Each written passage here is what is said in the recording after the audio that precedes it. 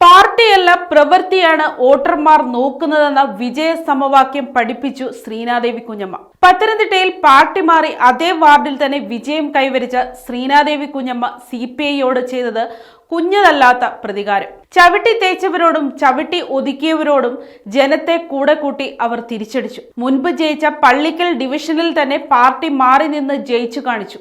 പാർട്ടിയല്ല പ്രവൃത്തിയാണ് വോട്ടർമാർ നോക്കുന്നതെന്ന വിജയ സമവാക്യം നേതാക്കളെയെങ്കിലും പഠിപ്പിച്ചു.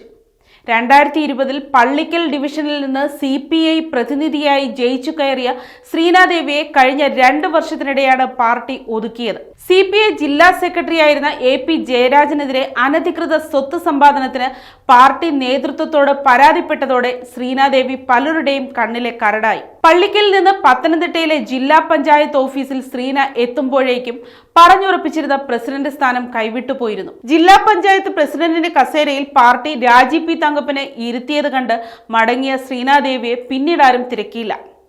പാർട്ടി സമ്മേളനങ്ങളുടെ ആരവങ്ങൾ കേട്ട് പുറത്തേക്ക് വന്നു നോക്കിയ ശ്രീന പിന്നീട് ഒരിക്കൽ കൂടി ഞെട്ടി.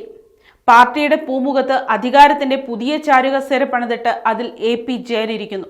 ഇതേ തുടർന്ന് ശ്രീനാദേവി കാലാവധി തീരുന്നതിന് ദിവസങ്ങൾക്ക് മുൻപ് ജില്ലാ പഞ്ചായത്തിലെത്തി മെമ്പർ സ്ഥാനം രാജിവെച്ചു. പത്തനംതിട്ടയിലെ രാജീവ് ഭവനിലെത്തി കോൺഗ്രസിൽ ചേർന്നു.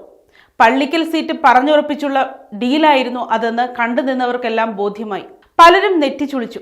ഒരു സീറ്റ് പോയെന്ന് പോലും പറഞ്ഞവരുണ്ട്. പ്രചാരണത്തിനിടയിലും നാടകങ്ങൾ പലതും നടന്നു. ചിറ്റയുമായി വാക്കുകൾ കൊണ്ട് ഏറ്റുമുട്ടി. ഇടയ്ക്ക് പഴയ ശത്രു AP ജയനും അവതരിച്ചു. വക്കീൽ നോട്ടീസുകൾ തലങ്ങും വിലങ്ങും പാഞ്ഞു. ശ്രീനയ്ക്കുണ്ടായ ബോധക്ഷയം പോലും വലിയ വാർത്തയായി. തോൽക്കുമ്പോൾ വീഴാനുള്ളതിന്റെ റിഹേഴ്സൽ എന്ന് വിമർശകരുടെ പറച്ചിൽ. പക്ഷെ ജനമെഴുതിയ വിധിയുടെ താളം കണക്കുകൂട്ടലുകളെ